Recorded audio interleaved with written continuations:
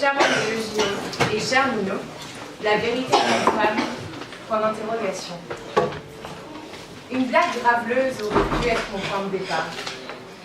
Elle aurait sûrement été suivie par une déclaration selon laquelle, étant une femme, le genre de la vérité n'a pour moi aucun secret. Et puis, j'aurais pu l'utiliser pour tenter de disqualifier les propos qui me seront opposés d'ores et déjà. Mais ce soir, pas de ça. Promis, faisons un pacte. Alors, pas de persuasion, le but sera seulement de vous convaincre. Donc, la vérité est une femme, point d'interrogation. Nietzsche, à cette interpellation, Nietzsche répondit oui.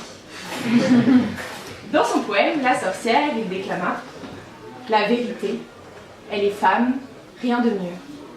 Son idée naissait face à 5 similitudes. La pudeur, la complexité, la dissimulation, la distance et la cruauté.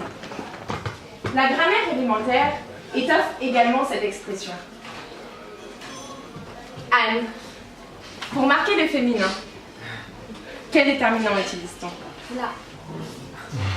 Fanny, pour marquer le féminin, la vérité, quel déterminant utilise-t-on? Là. Nino, pour marquer femme, pour déterminer femme, quel déterminant utilise-t-on? Là.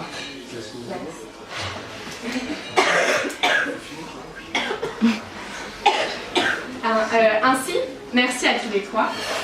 Chacun conviendra que ce qui suit n'est pas le fruit de mon imagination. Là permet de déterminer le féminin. Or, femme est déterminée par là. Vérité aussi. La vérité est une femme.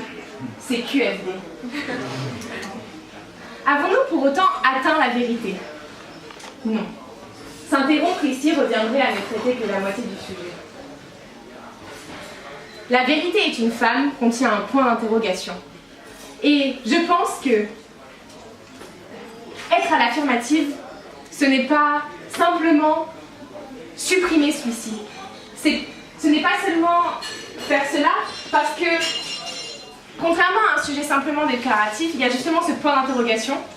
Et donc, il faut plutôt le défendre sa nécessité, sa pertinence.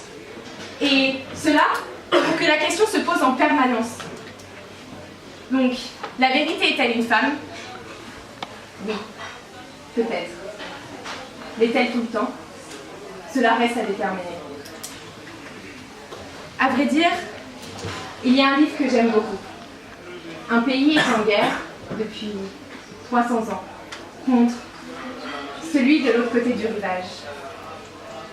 Pourtant, rien ne le montre vraiment.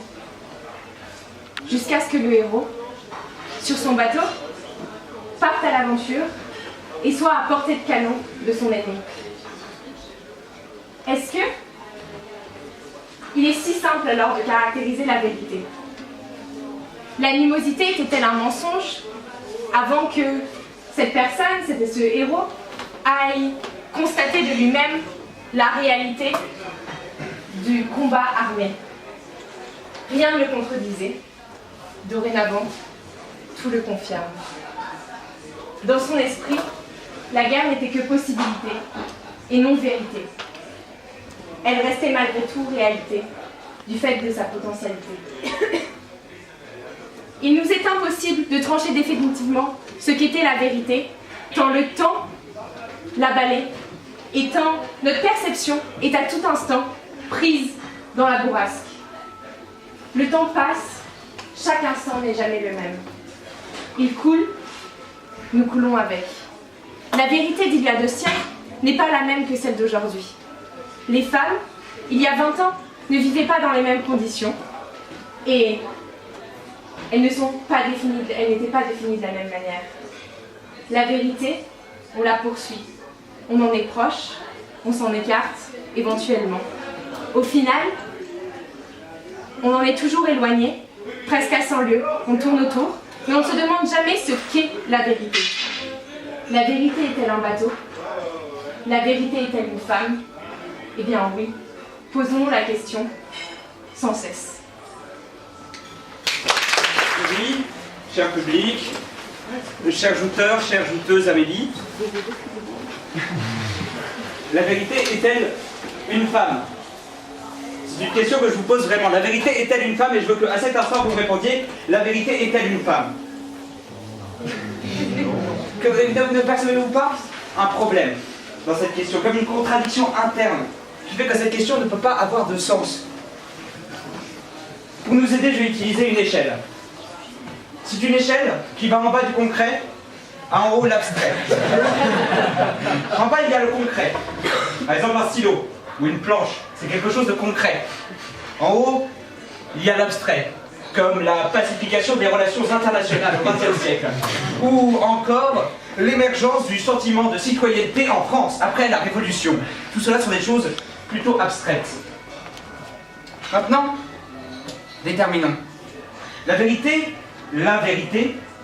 est-elle quelque chose d'abstrait ou de concret? Où se situe-t-elle sur cette échelle? De toute évidence, la vérité se situe en haut. C'est quelque chose d'abstrait et qui a peu de prise sur notre monde réel. Et pour vous le prouver, je ne citerai même pas les nombreuses affaires qui sont autour de nos hommes politiques à cause des mensonges. Maintenant, qu'est-ce qu'une femme? Une femme, pour moi, c'est par exemple Mireille. Mireille, c'est ma concierge. Et ma concierge, chaque matin et chaque soir, je la vois quand je passe chez moi. Et des fois, j'ai oublié mes clés. Et quand j'ai oublié mes clés, eh bien, je demande à Mireille, gentiment, avec toute la gentillesse que je peux. Et Mireille, elle est un peu plus bourrue. Elle va peut-être renacler, pardon.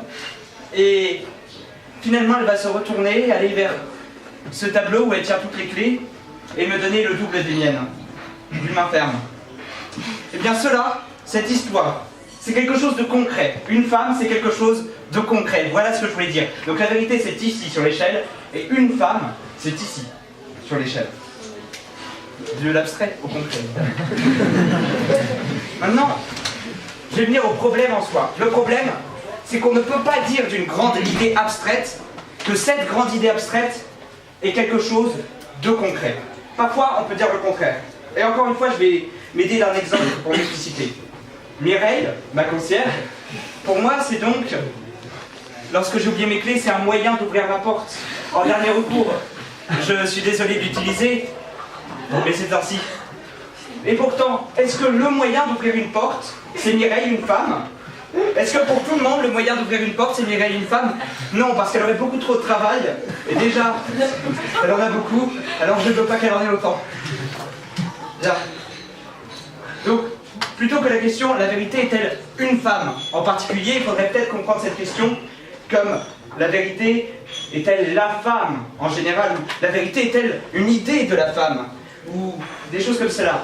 Et c'est bien Nietzsche, effectivement, qui s'est intéressé à cette question et qui s'est principalement intéressé à cette question autour de 5 concepts qui font sa réflexion.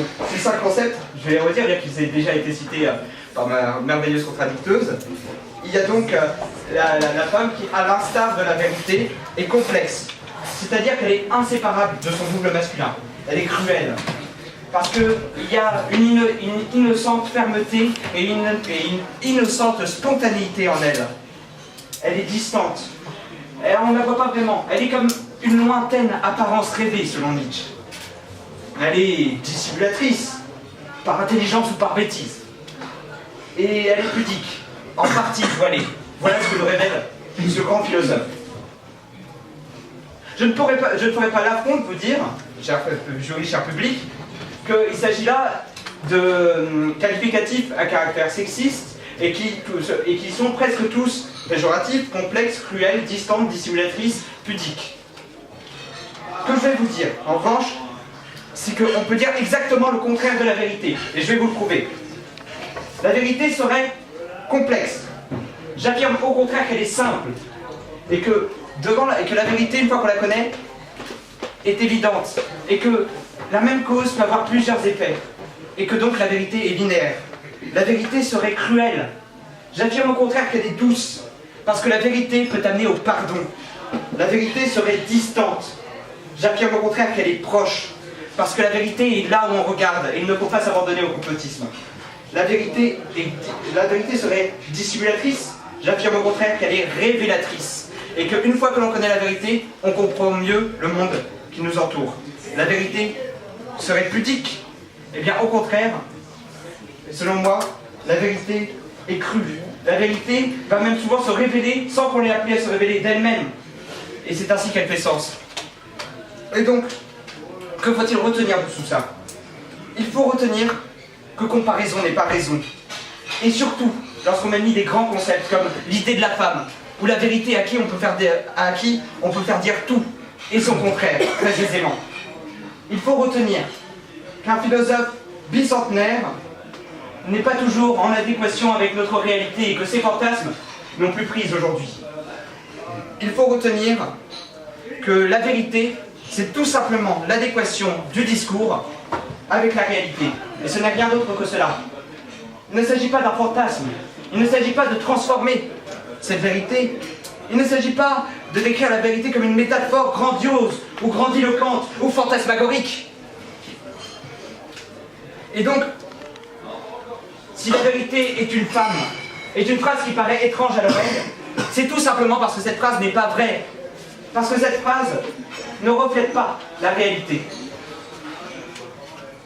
Et enfin, ce qu'il faut retenir surtout, c'est que pour toutes ces fois où je suis rentré, à n'importe quelle heure du jour ou de la nuit chez moi, en ayant oublié mes clés, je peux remercier Mireille, donc merci Mireille.